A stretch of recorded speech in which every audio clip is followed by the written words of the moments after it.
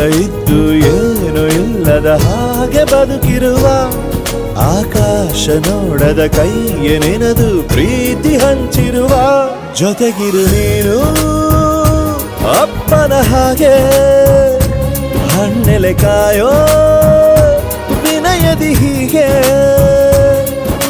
ನಿನ್ನನು ಪಡೆದ ನಾವು ಪುನೀತ ಬಾಳು ನಗು ನಗುತ್ತಾ ಬೊಂಬೆ ಹೇಳುತ್ತೈತೆ ಮತ್ತೆ ಹೇಳುತ್ತೈತೆ ನೀನೇ ರಾಜಕುಮಾರ.